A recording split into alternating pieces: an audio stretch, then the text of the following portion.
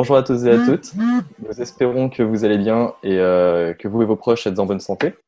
Moi, c'est Virgile. Je fais partie des Human Talk de Grenoble avec Yannick Chiron, Jocelyn Pérez et Alexandre de Pembroke. Et ce mois-ci encore, les circonstances ne nous permettent pas de nous retrouver comme à notre habitude, mais on ne vous oublie pas pour autant. On a organisé une nouvelle édition à distance des Human Talk. Et ce soir, je ne suis pas tout seul pour introduire la soirée. Nous sommes tous les trois et je suis avec Caroline et Sébastien. Oui, bonjour, moi c'est Caroline. Je suis organisatrice des Human Talks de Lyon.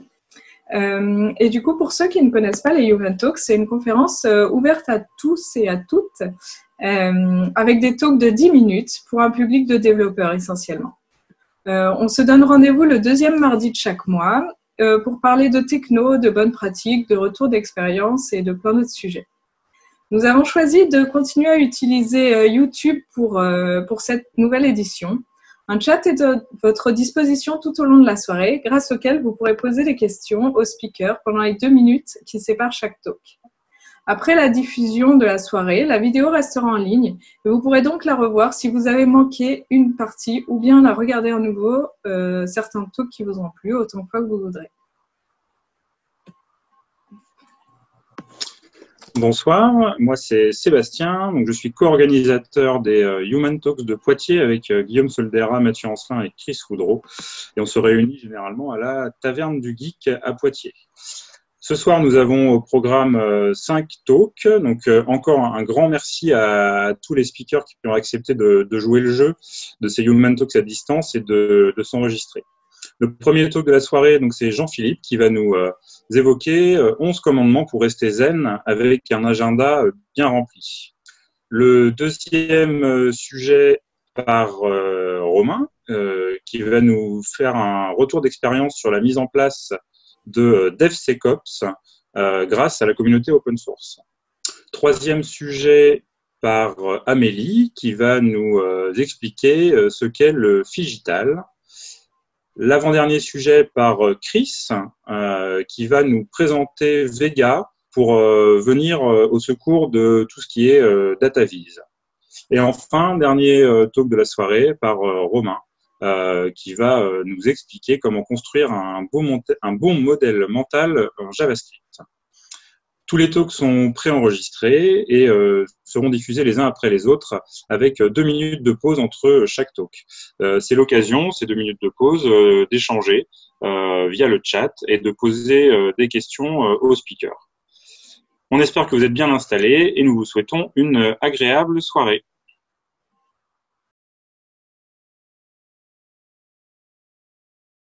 Bonjour à tous, les 11 commandements pour rester zen avec un agenda bien rempli, c'est une présentation qui ne va pas du tout parler de technique. Je l'avais préparé il y a quand même un sacré bout de temps, mais avec la situation actuelle et le mode remote, eh bien je trouve que c'est remis un peu à l'ordre du jour. Souvent on passe beaucoup de temps en réunion, on entend souvent pas mal de personnes dire que trop de réunions tue les réunions, surtout qu'en fait on respecte pas certaines règles. C'est le non-respect de ces règles peut engendrer vraiment des gros conflits. Donc voilà une présentation qui va vous parler de 11 astuces avec un brin de vécu, mais j'en dis pas plus. Alors avant, quand on me proposait une nouvelle réunion, littéralement, j'étais un peu comme ça. Alors je tapais pas sur les fenêtres de mon bureau, mais j'étais pas loin. Je m'appelle Jean-Philippe Baconnet, je suis tech lead à la DSI de Pôle emploi, de 2 équipes, et du coup pour ceux qui travaillent avec moi sont au courant que mon agenda est très rempli. J'ai trouvé une statistique rapidement sur internet qui disait que les cadres en France cumulaient près de 10 heures de réunion par semaine, et ben je suis de très loin, j'explose ce compteur. Pour ma part, c'est des réunions de 9h à 17h, et quand j'ai un peu de dispo, et ben les gens veulent me caler d'autres réunions pour pouvoir discuter avec moi. Donc voilà, c'est un serpent qui se mord un peu la queue, mais c'est comme ça. Beaucoup de réunions.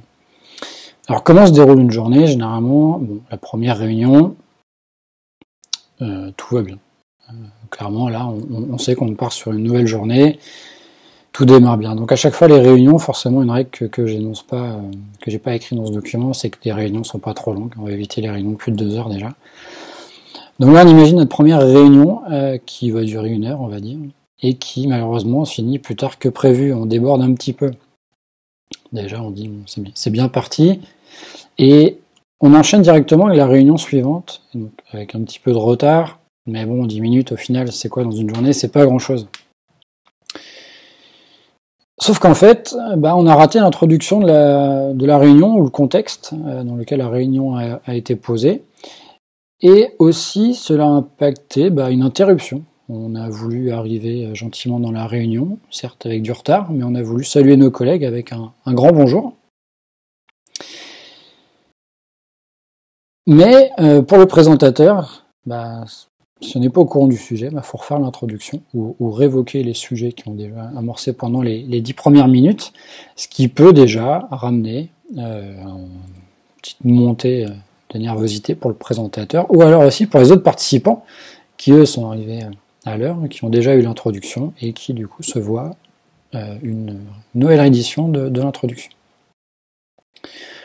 On va dire que la réunion se passe bien, plus ou moins bien, et on a commencé en retard, alors forcément on finit en retard.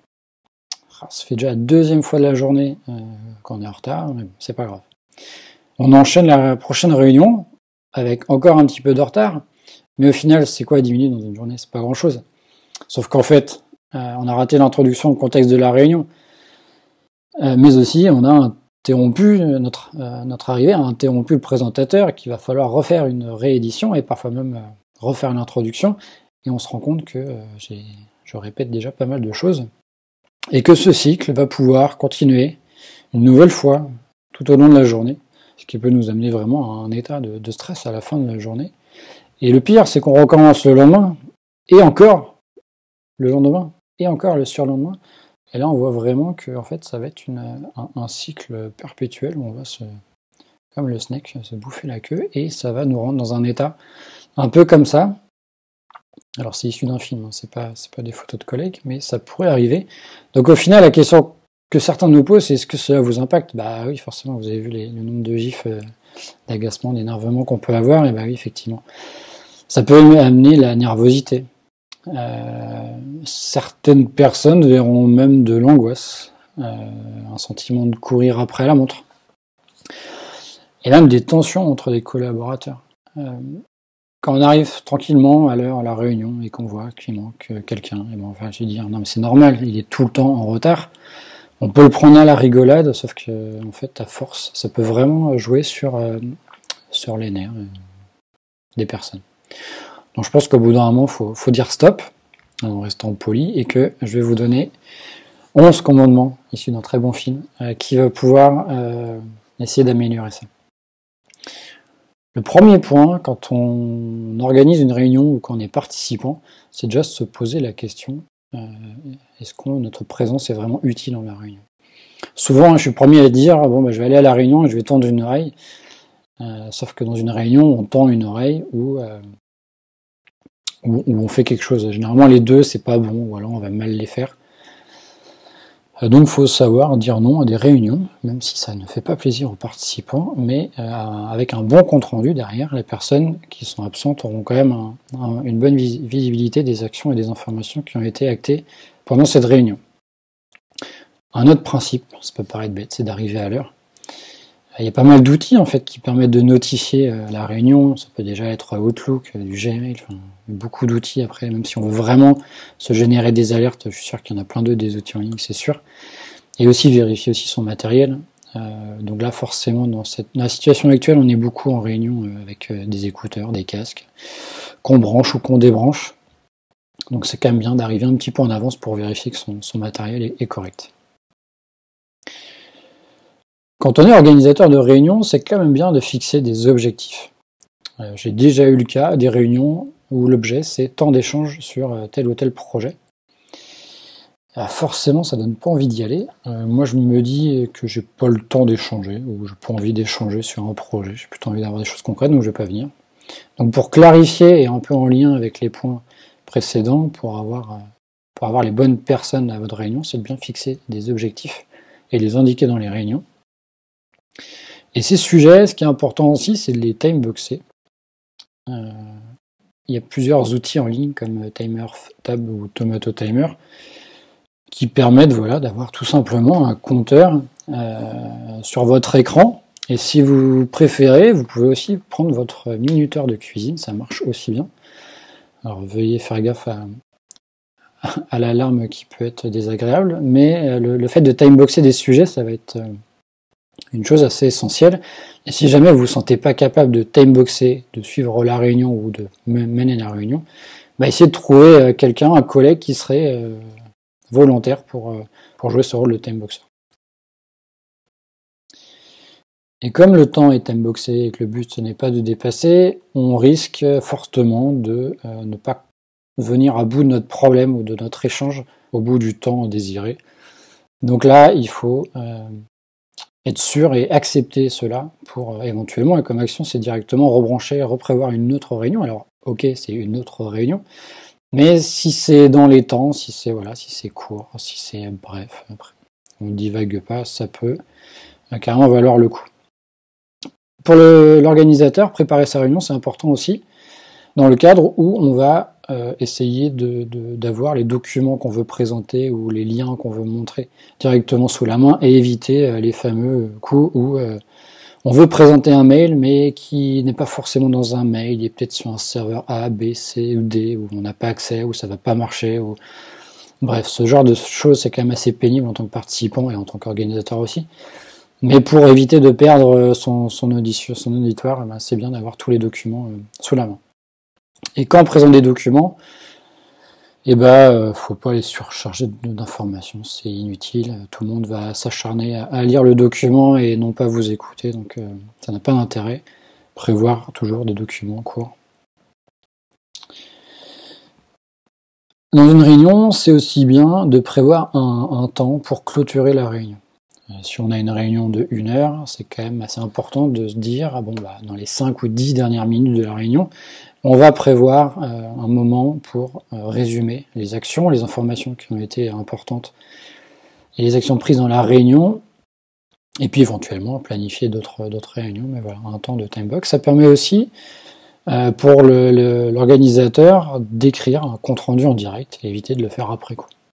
Moi, personnellement, c'est ce que j'essaye de faire et ça marche plutôt pas mal. Et pour tout le monde, faire une pause entre des réunions, c'est quand même sympa. Éviter, alors ça va avoir des impacts des horaires un peu particuliers. On va prévoir une réunion de 9h10 à 10h par exemple, mais au moins ça veut dire que les personnes, si leur précédente réunion termine à 9h, ça permet d'avoir 10 minutes pour souffler, aller prendre un verre d'eau, prendre un café ou lire ses mails tout simplement. Et si jamais on arrive en retard, c'est quand même possible malgré tout ce que je raconte, et on arrive discrètement.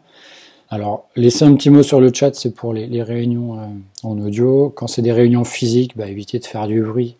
Dans la salle de réunion, évitez de faire traîner sa chaise, claquer la porte.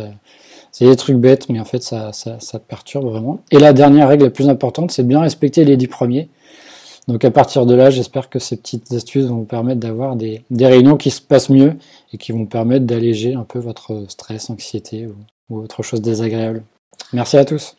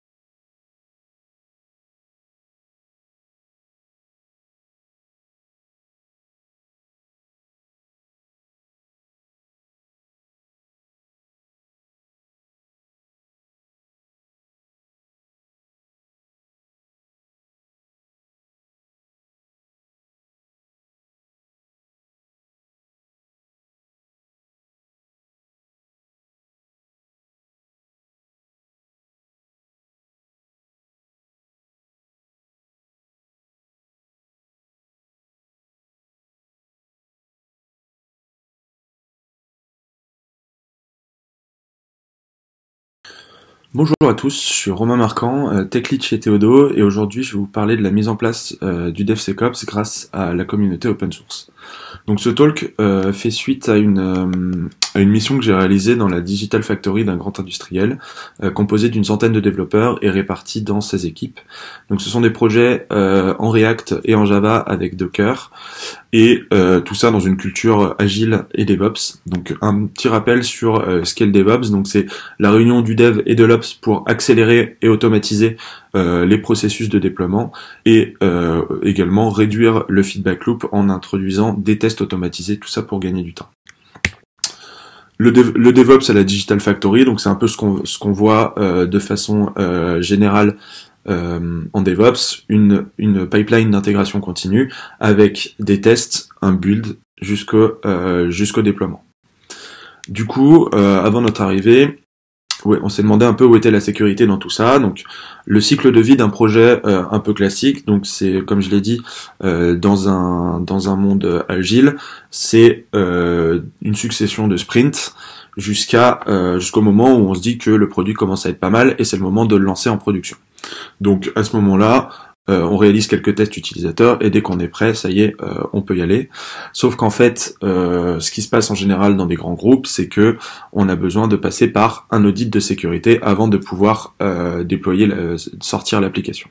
Cet audit de sécurité a lieu généralement peu avant la mise en prod, et vu que les développeurs ont pas trop pensé à la sécurité avant, on se retrouve avec un rapport qui est long comme le bras, avec des retours à intégrer absolument pour pouvoir partir en production, ce qui occasionne une perte de temps, d'argent, et qui cause énormément de frustration. Donc c'est là que rentre en jeu le DevSecOps. L'objectif du DevSecOps, ça va être de shift left cette partie d'audit qui a lieu plutôt à la fin et de la ramener vers la gauche au moment jusqu'au développement. Donc l'objectif du DevSecOps, il est un peu comme les objectifs du DevOps, ça va être de automatiser l'audit de sécurité, réduire le feedback loop en intégrant des outils très très tôt dans la chaîne et jusqu'au quotidien des équipes, et enfin de façon un peu plus haut niveau, faire de la sécurité l'affaire de tous pour que, à tout instant de la vie d'un projet, ce projet-là soit sécurisé. Donc les trois piliers, et c'est un peu ce qui va me servir de plan pour aujourd'hui, du DevSecOps, donc c'est les outils, la formation, et enfin le rôle de Security Champion que je vous présenterai tout à l'heure.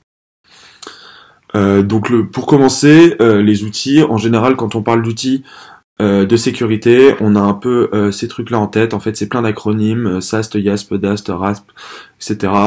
Et des termes un petit peu barbares. Et en fait, la première réaction qu'on a quand on voit ça, c'est ça. Donc là, ce que je vais faire, c'est que je vais vous en présenter 4 qui sont ceux qu'on a mis en place et ceux qui suffisent a priori. Et je vous expliquerai un peu comment les choisir par la suite. Donc le premier outil, c'est le SAST, donc c'est pour Static Analysis Security Testing. Donc ça, c'est un outil assez naturel qui va prendre le code et qui va tout simplement le lire à la recherche de vulnérabilités dans le code qui a été écrit. Donc c'est un test qui est dit en boîte blanche puisqu'on a accès au code et qui n'a pas besoin que l'application tourne, évidemment, puisqu'il a juste besoin d'avoir le code. Ça, c'est un gros avantage puisque ça va nous permettre de mettre des outils comme ça très très tôt dans la chaîne. Par exemple, SonarLint, qui lui est un outil de ce type-là et au format de linter, et donc il va être disponible, qu'on va pouvoir mettre sur le poste d'un développeur pendant qu'il code. Donc SonarLint, c'est la version linter de SonarCube qui est un vrai outil SaaS gratuit avec une option commerciale. Et là j'ai mis d'autres exemples en PHP et en .NET. Ensuite on a le DAST, donc qui est la version opposée au SaaS, puisque là ça va être Dynamic Analysis Security Testing. Là cette fois-ci ça va être des tests qui vont être réalisés en boîte noire, donc l'application va être quelque part déployée et en fait cet outil-là va lancer de vraies attaques. Donc là l'avantage c'est que si l'outil s'aperçoit que l'attaque a réussi, on a de très fortes chances pour que ce soit une vraie vulnérabilité et pas une fausse alerte ou un faux positif, comme on dit généralement en sécurité. Donc là, le DAST va être très très pertinent quand il s'agira de détecter des problèmes sur les cookies par exemple, sur des uploads de fichiers ou des choses comme ça. Deux exemples que j'ai donnés, donc il y a Zap qui est très connu et open source, et Burp Suite qui est un autre très bon exemple, mais il y en a beaucoup. Ensuite, donc, on a les outils de détection de dépendance vulnérable. Comme vous le savez, tous les projets informatiques, quels qu'ils soient, contiennent des librairies ou des dépendances. Et il faut savoir que environ 14% de ces dépendances-là contiennent au moins une vulnérabilité dans le monde. Et donc, en gros, ce que vont faire ces outils-là, c'est qu'ils vont prendre toutes les dépendances d'un projet avec leur version et les comparer avec une base de données qui, elle, est publique et qui contient pour chaque dépendance toutes les vulnérabilités qu'elle contient. Donc là vous avez plusieurs exemples respectivement JavaScript, Java, PHP, et enfin le dernier c'est Snyk qui lui est un outil commercial mais qui est la référence en matière de détection de dépendance. Enfin, le dernier exemple le dernier type d'outil qu'on a mis en place, c'est les outils de scanning d'images. Donc là, il faut voir ça un petit peu comme un antivirus, mais pour des images Docker. On a deux exemples cette fois-ci, Claire qui est la référence open source et Snyk qui fait aussi du scanning d'images. Donc pour choisir ces outils-là, l'important en fait, la véritable étoile du Nord, c'est de maximiser la couverture de vulnérabilité. Pour ça, on peut regarder un panel de vulnérabilités connues, par exemple le top 10 de l'OWASP. L'OWASP, c'est Open Web Application Security Project. Donc c'est une organisation non gouvernementale qui recentre un petit peu toutes les connaissances en matière de sécurité et essayer de diffuser des apprentissages. Il développe aussi pas mal d'outils comme l'OWASP Benchmark que je vais vous présenter, qui est l'OWASP Benchmark, c'est une espèce d'application pleine de vulnérabilités et avec des scénarios de test qu'on peut lancer en utilisant un outil de sécurité quelconque, et ça nous établit un rapport en fait qui détermine la pertinence de cet outil-là. Donc avec les quatre types d'outils que je vous ai présentés, globalement on est assez sûr que on va avoir une couverture de vulnérabilité qui est maximale, et donc d'être sûr que tout ira bien. Donc voilà pour par exemple ce qu'on a mis en place nous à la Digital Factory avec un maximum d'outils, donc comme je disais vers la gauche. Donc là on est content, on a installé plein d'outils, c'est super. Ces outils-là couvrent bien toutes les vulnérabilités, mais en fait, ce qu'il faut savoir, c'est que toutes les vulnérabilités possibles ne peuvent pas être détectées par des outils. Je pense par exemple au contrôle d'accès.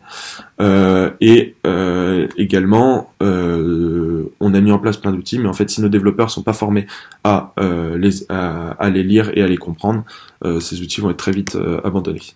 D'où la formation. L'objectif de cette formation, c'est de faire en sorte que la sécurité soit l'affaire de tous. J'insiste sur l'affaire de tous. Pour ça, donc, il va être nécessaire de former les développeurs à l'utilisation des outils, les sensibiliser aux risques, bien sûr, pour essayer de renforcer le fait qu'ils y pensent de façon régulière, et enfin diffuser des bonnes pratiques et des contre-mesures. Donc pour ça, nous on est parti du top 10 de l'OWASP en détaillant un petit peu chaque partie, puisque ça permet d'avoir un panel assez large de vulnérabilité web. Et c'est tout. Non, puisque dans les équipes, dans une équipe projet, on a des développeurs, mais en fait on a aussi des équipes métiers. Les équipes métiers, leur objectif, ça va être de développer un produit, de concevoir un produit, et donc si on veut qu'ils conçoivent un produit sécurisé, il va falloir les former à ça. En général, les équipes métiers, leur rôle, ça va être de satisfaire leurs utilisateurs. Là, ça va être exactement l'inverse. L'objectif, ça va être d'insatisfaire les utilisateurs qui peuvent être malveillants. Un outil pour ça, ça peut être les Evil User Stories. Donc, suite à ça, on a installé des outils, on a mis en place une formation qui permette aux développeurs de penser un peu plus à ces problématiques de sécurité. Donc ça y est, la sécurité est l'affaire de tous, on a gagné. En fait non, puisque en général, si on décide que tout le monde est responsable de quelque chose, au final, plus personne n'est responsable. Et c'est là que entre en jeu le Security Champion. Son objectif, donc, ça va être un membre à part entière de l'équipe. Ça peut être un développeur ou un tech lead, mais en tout cas quelqu'un de technique en général.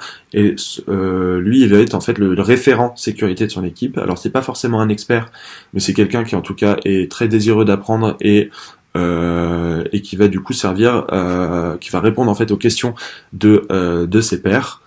Il va avoir aussi un rôle de vérification des rapports un peu plus précis que les autres membres de l'équipe.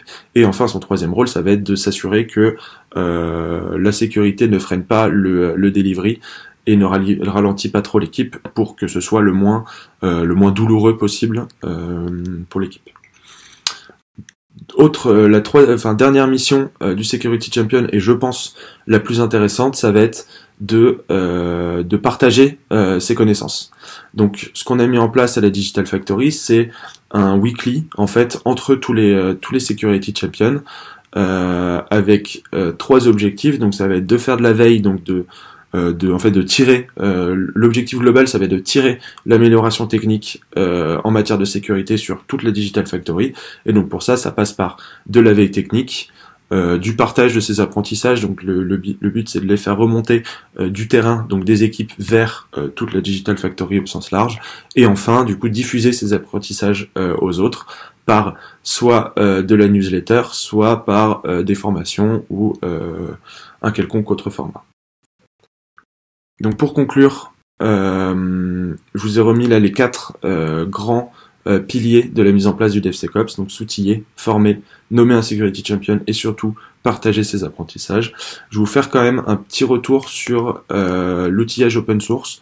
Globalement, ce que j'en tire, c'est qu'on peut faire tout ce qu'il faut en matière de sécurité grâce à l'open source. Hein, vraiment, on a tous les outils nécessaires.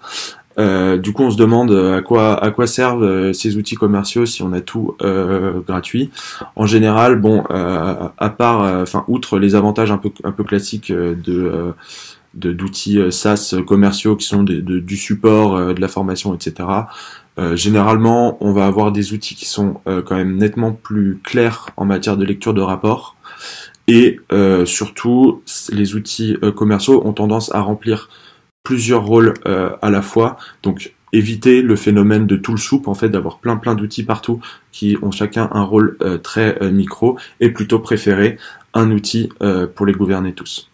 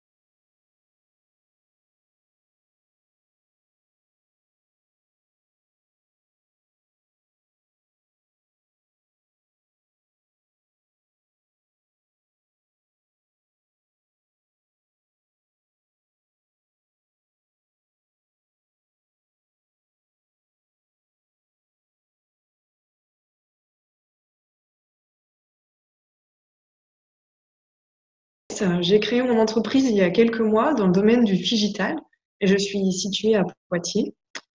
Et en fait, mon activité s'appuie sur le digital, mais je travaille dans le domaine de la food tech.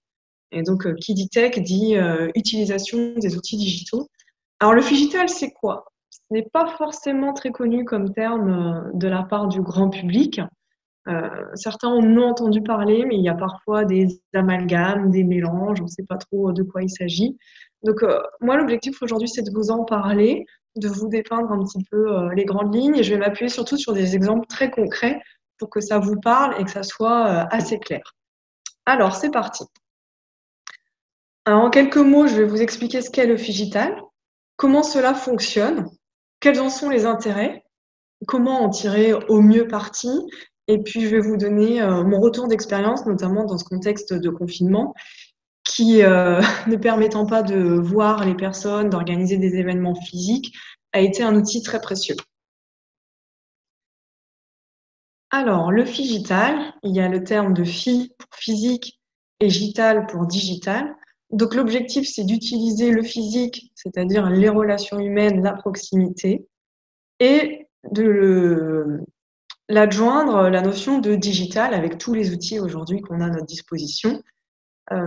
J'insiste bien sur le fait que l'humain doit rester au cœur du dispositif. Donc, le digital est un outil au service de l'humain. Quelques exemples. Alors, en stratégie marketing, il y a plusieurs façons d'utiliser le digital. Là, par exemple, j'ai illustré avec une photo de pop-up store, c'est-à-dire une marque de digital d'ameublement qui n'a aucune boutique en temps normal. Et là, sur une période donnée, ils ont décidé d'installer du coup une boutique éphémère pour pouvoir créer une expérience client, que les clients puissent venir, toucher, essayer les meubles. Et donc, ça permet aussi d'avoir un lien. On sait que l'être humain a plusieurs sens, et dont le sens du toucher, et le kinésique est très important. Donc, cet exemple-là permet d'enrichir l'expérience client. Autre possibilité, toujours dans le domaine de l'ameublement, toujours une autre marque de digital qui n'a pas de boutique en physique, uniquement des boutiques en ligne, mais qui peut utiliser des séances de coaching de décoration, c'est-à-dire créer des événements où ils permettent de faire se rencontrer les personnes et de venir avec un coach pour venir donner des cours et forcément faire la promotion aussi de leurs produits. Autre exemple, alors là on prend le contre-pied, c'est l'exemple d'une boutique en physique, donc quelqu'un qui a sa boutique, mais qui utilise le digital dans la boutique. Par exemple, là on voit une dame qui est sur une borne. Alors si on conserve cet exemple d'ameublement, on peut imaginer que c'est un magasin qui vend des tapisseries, des rideaux, enfin tout ce qui peut servir pour la décoration intérieure. Le fait d'avoir une borne comme ça interactive peut permettre à la cliente de modéliser du coup son intérieur, de venir mettre telle tapisserie avec tel rideau, tel plancher, un carrelage, etc. Pour le magasin, l'intérêt, c'est de ne pas forcément tout avoir en stock. Donc, c'est un intérêt en termes de trésorerie, en termes de coûts. Et puis, ça apporte aussi de l'innovation dans la boutique. Et une fois de plus, ça enrichit l'expérience client. Donc, vous l'aurez compris, le digital, c'est une complémentarité avec la proximité, le lien physique et les outils connectés qui sont à notre disposition. Alors, ça fonctionne depuis, le terme a été créé en 2013. Donc, énormément maintenant d'entreprises l'utilisent, que ce soit dans le domaine des services. Là, on voit Blablacar, Airbnb, mais ça peut être aussi dans le domaine des produits, notamment Amazon.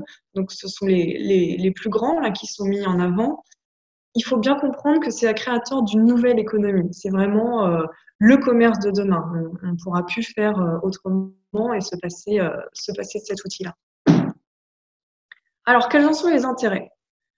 Évidemment, l'intérêt premier, c'est d'entrer en contact avec le plus grand nombre. Quand on a une boutique physique, on est en contact uniquement avec les personnes qui viennent nous voir. Là, on peut faire de la prospection via les réseaux sociaux, via des pubs en ligne. On peut rentrer en contact aussi avec partout, les personnes qui sont partout dans le monde. Donc, la planète est notre terrain de jeu, sans avoir à se déplacer, C'est un intérêt du coup par rapport à l'écologie, le développement durable. On évite des transports, on évite aussi d'avoir des boutiques physiques, donc c'est-à-dire des coûts de construction, des stocks. Ça a vraiment un intérêt sur aussi la limitation des déchets et bien évidemment un gain de temps. Qui dit moins de transport dit gain de temps. On est en contact avec plus de personnes, donc on peut imaginer des événements en ligne avec un grand nombre de personnes. Notamment là, ce que je suis en train de faire est un exemple très concret où j'aurais pu rencontrer plusieurs personnes pour en parler en physique. Là, le fait que je sois diffusée sur l'ensemble de la France permet de toucher plus de personnes et de gagner du temps. Et qui dit gain de temps, dit gain d'argent, donc potentiellement une productivité accrue. Alors, comment utiliser au mieux ce Figital? Évidemment, il faut multiplier les canaux. Le shop en ligne, les réseaux sociaux, les blogs, les podcasts, une chaîne YouTube, des newsletters.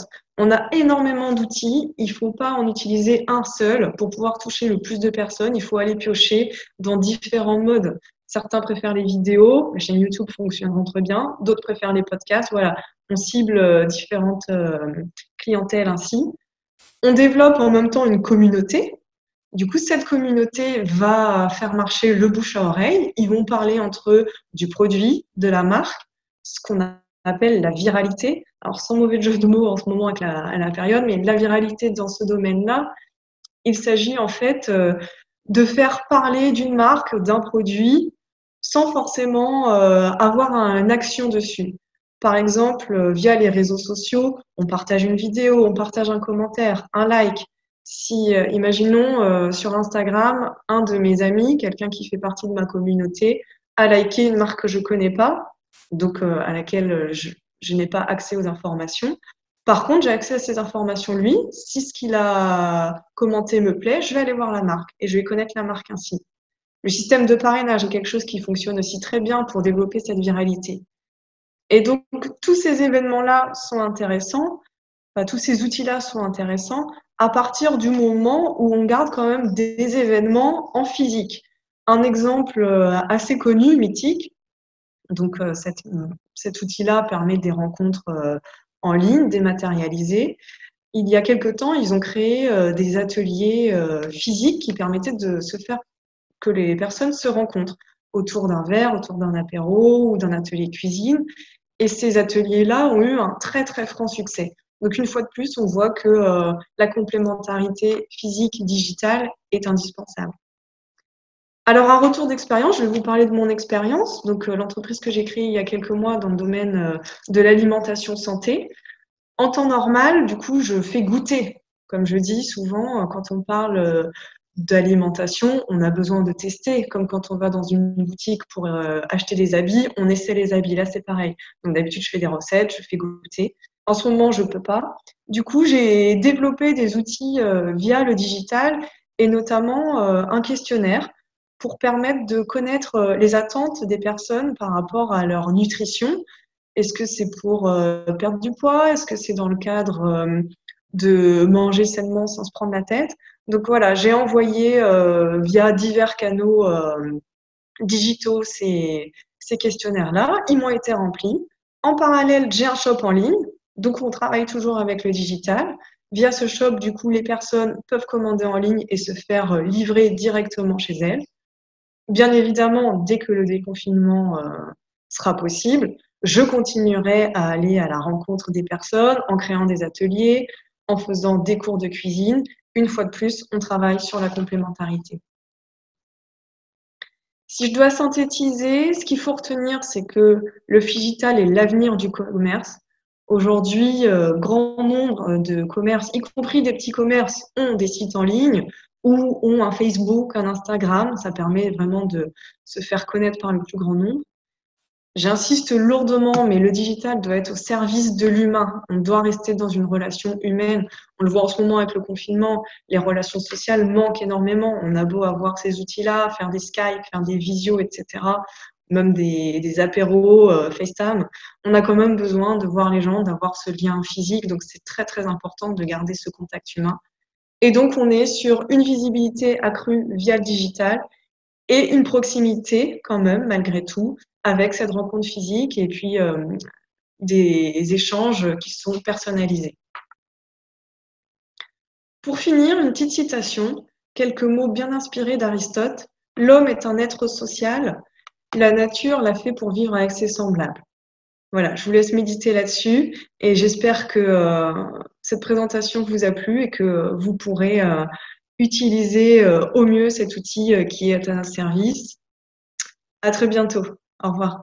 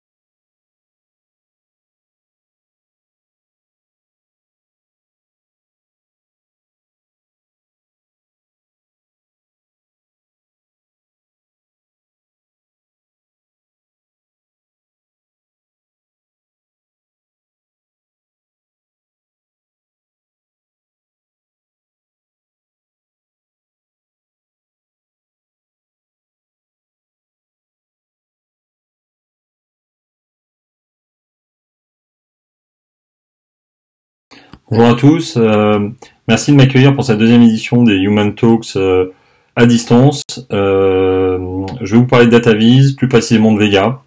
Je m'appelle Chris Woodrow, je travaille à Maïf, je m'occupe notamment de l'initiative Open Source Maïf. Je suis aussi co-host des Human Talks Poitiers, donc si vous passez dans le coin, n'hésitez pas. Strange Cuisine sur Twitter, si vous avez du temps à perdre. Donc Vega, c'est une grammaire de visualisation, c'est une librairie JS qui a une approche déclarative, des données, une spec, et on a une DataVis. C'est plutôt riche. J'aime bien la courbe d'apprentissage et d'investissement qui est proportionnelle à ce qu'on a envie d'y faire. Donc ça, c'est plutôt un avantage pour moi. Par rapport à D3, je trouve ça beaucoup plus simple. Ça, c'est un point de vue personnel. Et sachez qu'il y a aussi une version light qui contient et qui fait moins de choses, mais qui est plus simple à utiliser. Donc, et vu que c'est compilé en Vega, vous pouvez jongler entre les deux assez facilement. Une spec Vega, ça correspond donc à ça. Donc, c'est un fichier JSON dans lequel il y a un schéma, une source de données que vous pouvez externaliser bien évidemment pour utiliser vos specs pour faire autre chose. Et une description. Donc là, on a mis juste la marque qui est un cercle. Comme vous pouvez le voir, il y a un cercle. Nos données sont des chansons qui viennent de Spotify, dans lequel il y a tout un tas d'attributs que vous pouvez aller voir dans l'API Spotify, énergie, loudness, etc. Le nom de l'artiste de la chanson, le pays, le style musical et la date. Enfin, l'année plus précisément. Le premier truc que vous allez faire dans Vega, c'est faire ce qu'on appelle l'encoding. L'encoding, ça consiste à préciser et indiquer à Vega où aller chercher les données et comment les afficher. Donc là, par exemple, en abscisse, je décide d'afficher le champ year qui correspond à l'année de ma chanson. Là, ça m'affiche une ligne avec des points. Il n'a pas compris que c'était une année parce qu'il peut pas le deviner. Conclusion, je vais être obligé de lui préciser que le type est ordinal C'est pas toujours le cas, hein. Des fois il comprend tout seul, ça pose pas trop de problèmes.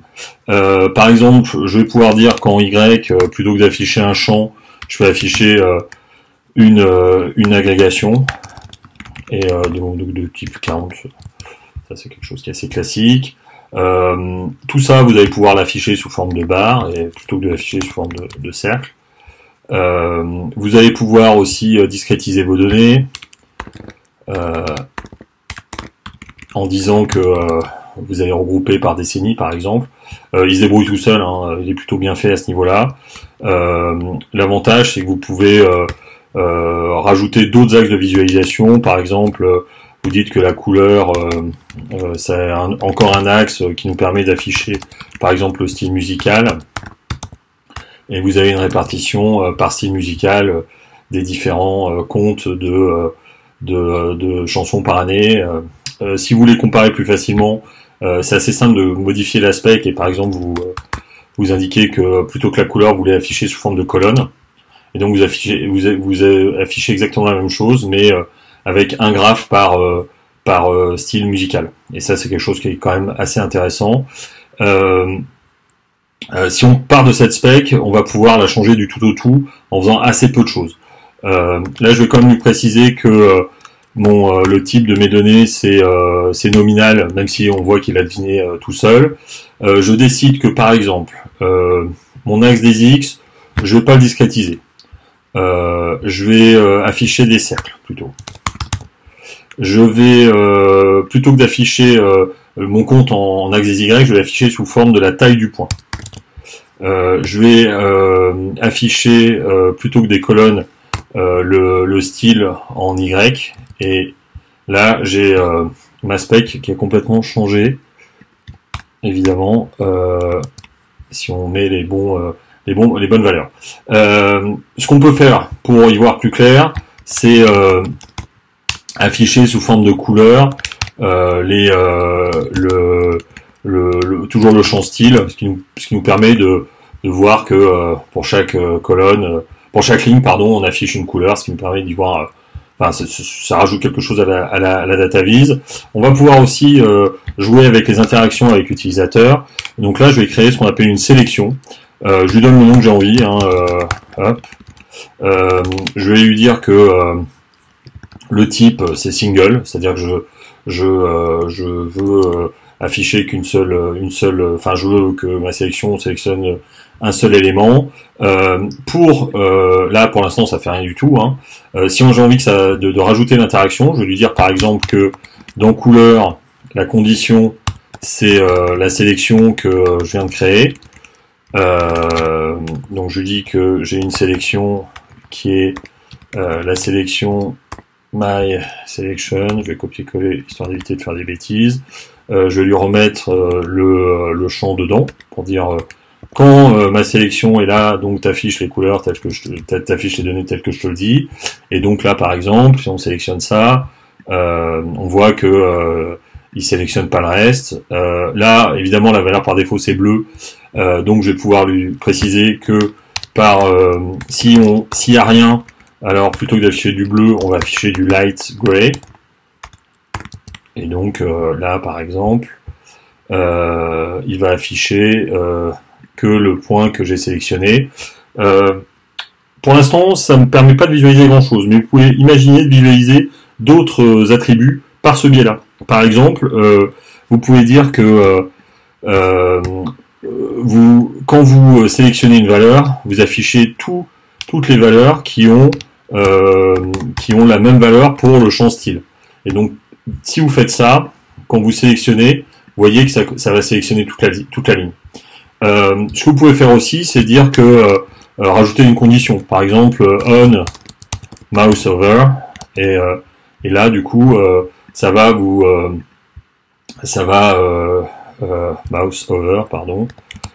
Ça va prendre l'action mouse over de la souris et donc de fait vous allez pouvoir visualiser des données de cette manière-là. L'intérêt d'une bibliothèque de data viz, c'est d'utiliser des données numériques. Ça tombe bien, notre dataset en contient. Donc on va voir ce qu'on peut gagner grâce à Vega sur les données numériques. Par exemple, ce que j'ai envie d'afficher, c'est la densabilité, que je vais afficher en axe des X. On va enlever la size pour l'instant. En axe des Y, j'ai envie d'afficher l'énergie. Par exemple, on a envie de comparer ces deux valeurs pour voir ce qu'on pourrait en sortir. Ici, on va mettre une petite virgule, comme ça va mieux se passer. Et là, ce qu'on a, c'est un nuage de points. On a toujours notre sélection qui est active. Par exemple, cette sélection qui affiche la même chose que le style, on peut lui permettre, grâce à la sélection, d'afficher d'autres attributs. Donc, par exemple, country peut être affiché grâce à cette sélection, ce qui fait que maintenant, quand vous survolez, ça affiche tous les points, ça regroupe tous les points qui appartiennent à au même pays. Donc, tous les points qui correspondent à des chansons qui appartiennent au même pays. Un autre truc puissant qu'on va pouvoir faire avec Vega, c'est pouvoir itérer sur les specs. Donc, par exemple, si je dis que je veux répéter cette spec plusieurs fois pour pouvoir afficher plusieurs valeurs, je vais pouvoir faire quelque chose comme ça. En colonne, je vais vouloir afficher, par exemple, la densabilité. Alors, désolé pour le terme, hein, mais voilà. L'énergie et une troisième valeur qui va être une des valeurs de mon truc, par exemple loudness. Hop, on va quand même nester ça dans une spec. Si je grille les étapes, ça marche moins bien. Donc là, l'idée c'est de pouvoir prendre ce paquet-là et le mettre dans un attribut spec qu'on rajoute dans notre spec Vega. Là, on a 3 fois le même diagramme pour la simple et bonne raison que on n'a pas variabilisé notre spec, ce qu'on va faire maintenant. Et donc, plutôt que mettre densability ici, on va lui dire que ce qu'on affiche, c'est la valeur repeat, la valeur colonne pour repeat. Et donc là, vous voyez qu'il y a trois champs. On va pouvoir faire la même chose sur les rows.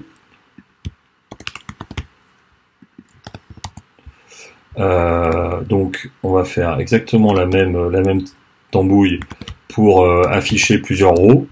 Et ce qui fait que notre spec, on voit qu'elle s'affiche sur plusieurs éléments. Pour finir, on va réafficher un attribut grâce à la taille. Et donc par exemple, on va afficher le champ instrumentalness, un truc comme ça, voilà, celui-là par exemple, qui représente le caractère instrumental de la musique. On voit que loudness et energy c'est assez corrélé, c'est probablement, il y a probablement quelque chose entre les deux. On voit que l'électronique et le rock sont les musiques où il y a le plus d'instrumentalness, ce qui paraît assez logique aussi. Et donc voilà, en 10 minutes, on a créé une data viz avec Vega. J'espère que ça vous a donné envie et que ça répond aux interrogations que vous pouviez vous poser sur cette lib, que je trouve très intéressante, et je vous remercie de votre attention, et je vous souhaite une bonne fin de journée.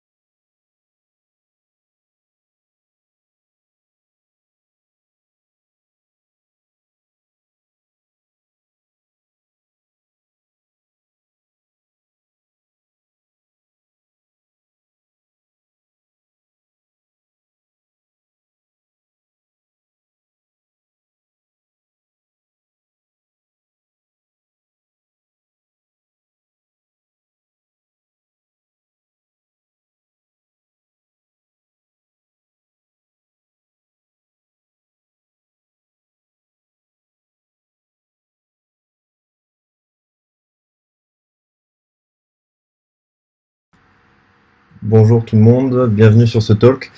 Je m'appelle Romain et aujourd'hui je vais vous parler donc de se construire des bons modèles mentaux en JavaScript. Tout d'abord, je voudrais préciser, donc ça fait plusieurs fois que je recommence ce talk et j'en ai un peu marre. Donc je vais y aller à fond jusqu'au bout, sans recommencer, et tant pis s'il y a des erreurs. Donc je voudrais me présenter, je suis développeur depuis 2014 et formateur web pour Human Coders depuis un peu plus de 2 ans. Je m'occupe des sujets JavaScript principalement. Et donc on va parler ensemble de modèles mentaux. Ce talk est inspiré d'une série d'emails de Dan Abramov. Dan Abramov, pour ceux qui ne connaissent pas, c'est le créateur de Redux, donc une librairie qui est très connue dans l'univers JavaScript. Et il a récemment lancé une série d'emails pour parler de sa vision de JavaScript, et j'ai trouvé ça super inspirant, donc je vous recommande d'aller voir sur cette newsletter. On va s'intéresser à ce morceau de code. Ce morceau de code qui peut vouloir dire différentes choses selon les gens. Vous pouvez parler d'assignation, de réassignation, ou de mettre une variable à une valeur, etc. Mais c'est pas toujours évident de bien comprendre ce qui se passe dans la tête de chacun. Et moi, ce que je vous invite à faire, c'est de réfléchir à votre monologue mental, votre monologue intérieur sur qu'est-ce que vous vous dites exactement dans votre tête sur ce genre de code. Dan Abramov, quand il explique un peu son point de vue, il parle de l'univers de JavaScript, où en fait il se trouve sur son petit astéroïde, un peu comme le petit prince sur son petit astéroïde, et tout autour de lui, sur sa petite planète, il a son code qui est là, qui coexiste avec lui, et tout autour de son astéroïde, il a plus loin des valeurs, des étoiles, qu'il peut voir depuis son code, mais qu'il ne peut pas directement toucher. C'est un peu comme ça qu'il explique sa vision. Et je trouve ça super intéressant parce que ça permet après d'avoir les bons mots. Qu'est-ce qu'une valeur? Donc 1 par exemple c'est une valeur, Romain, la string Romain c'est une valeur, le booléen true aussi. En revanche, if n'est pas une valeur, c'est un mot-clé. Et let a égale 1 non plus, ça serait plutôt une expression. Une instruction, pardon. Votre code. Donc vous avez votre code avec tout un tas de mots et de caractères, et parmi ces mots et caractères, il y a des valeurs. Ici, par exemple, 1, 2 ou undefined. Ce code donc coexiste avec tout autour de lui des valeurs qu'on va voir de type primitif ou objet fonction qui sont plus ou moins loin.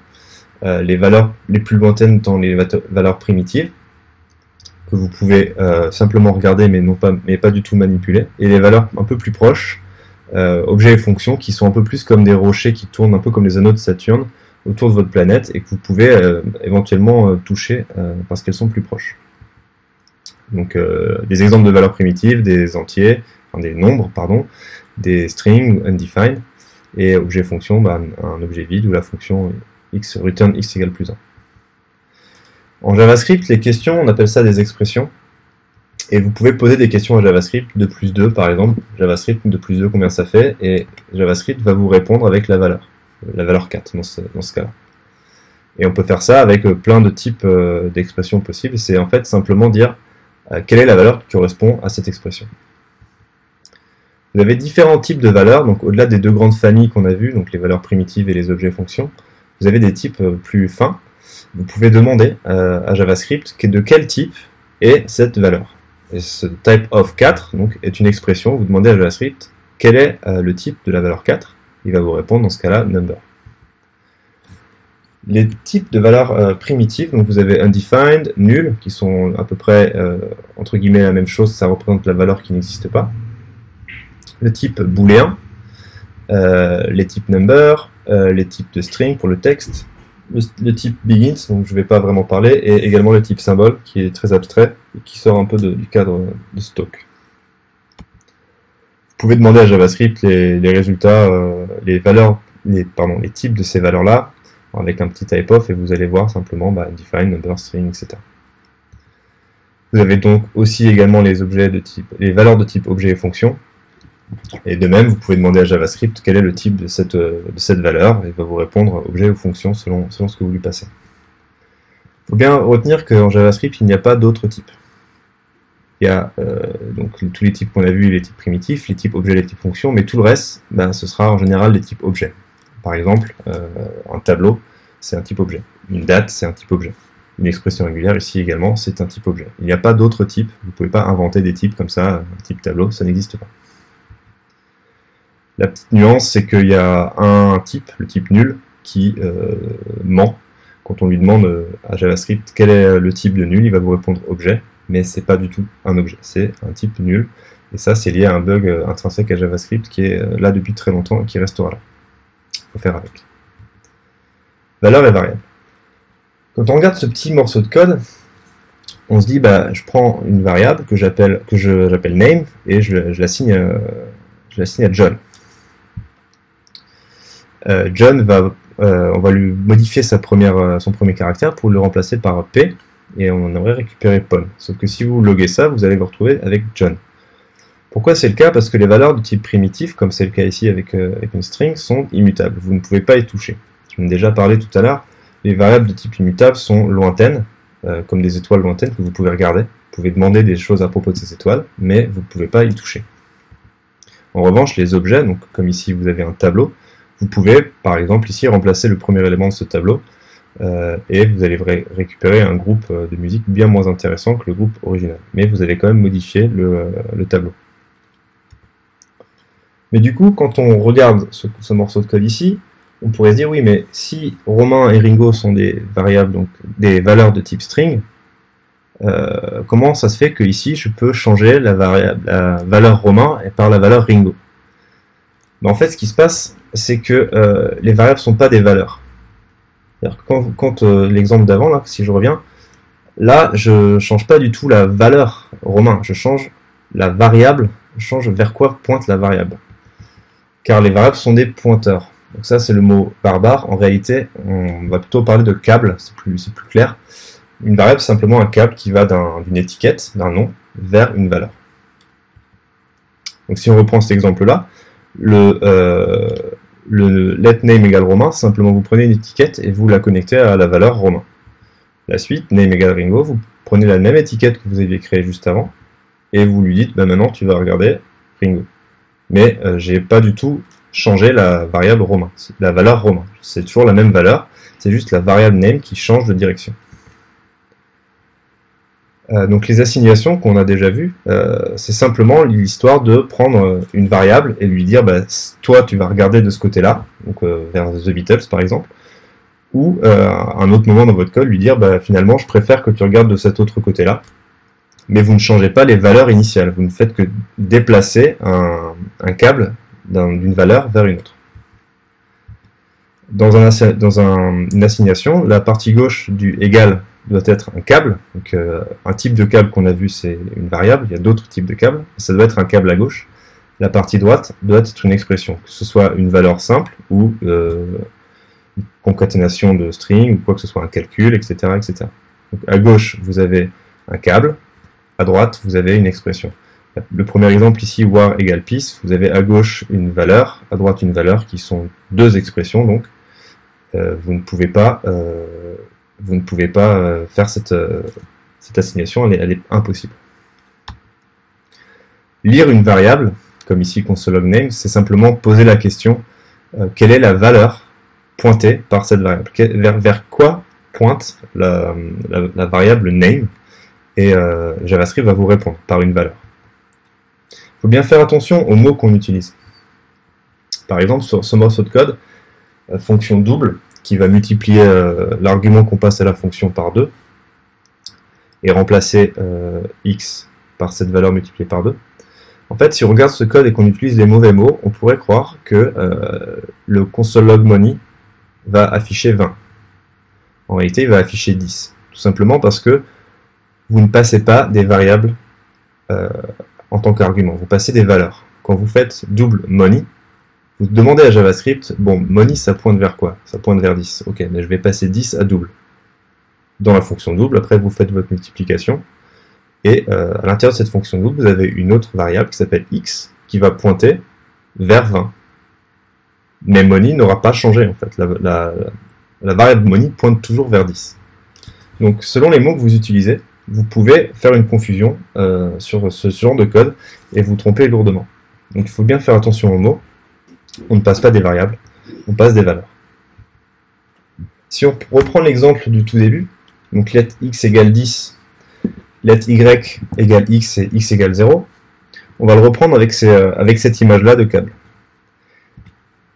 Let x égale 10, simplement vous créez donc une variable qui s'appelle x et vous la pointez vers 10, la valeur 10. Let y égale x, vous prenez une nouvelle variable que vous appelez y et vous la pointez également vers cette même valeur 10. Vous avez donc deux variables, deux câbles, qui pointent vers le même endroit. Enfin, x égale 0, vous dites simplement à la première variable x de pointer vers une nouvelle valeur, qui est la valeur 0, et donc vous vous retrouvez avec x et y qui ont deux valeurs différentes. Si vous n'avez pas écouté ou pas lu, si vous avez eu un peu la flemme, pour résumer, les variables sont toujours des choses qui pointent vers des valeurs. Les variables ne sont pas des choses qui pointent vers d'autres variables. Il faut faire attention à ça. Quand vous avez l'impression de pointer une variable vers une autre variable, en réalité, vous pointez vers la valeur vers laquelle la première variable pointe. Les variables sont des câbles, donc, et non pas des boîtes. C'est souvent une confusion qu'on fait en JavaScript. En tout cas, moi, c'est comme ça que j'expliquais au début les concepts de JavaScript à des débutants. Je disais, les variables, c'est une boîte avec un nom et un contenu. Si vous utilisez cette image, vous allez vous tromper. Il y a des moments où vous allez vous tromper en JavaScript. Il vaut mieux utiliser cette image-là les variables sont des câbles, qui est beaucoup plus proche de ce qui se passe en réalité. Donc je vous invite à avoir cette image en tête quand vous travaillez en JavaScript ou quand vous expliquez JavaScript, ce sera beaucoup plus facile à expliquer. Il y a beaucoup plus de choses sur ces sujets-là dont je ne peux pas parler par manque de temps, tout simplement. Je vous invite, là il y a le lien, hein, si vous cliquez ici, il y a le lien vers la série d'emails d'Adam Abramov. Donc c'est pas en ligne, hein, il faut juste s'inscrire à une newsletter et il vous envoie des mails une fois tous les 10 jours. Au début c'est tous les jours parce que vous en avez en retard, mais vous en envoie plusieurs et ça vous donne une bonne idée de ce que c'est une bonne vision de JavaScript et de son fonctionnement. Donc je vous invite vivement à aller voir. Je vous remercie évidemment Dan Abramov pour cette inspiration et je vous remercie vous pour m'avoir écouté.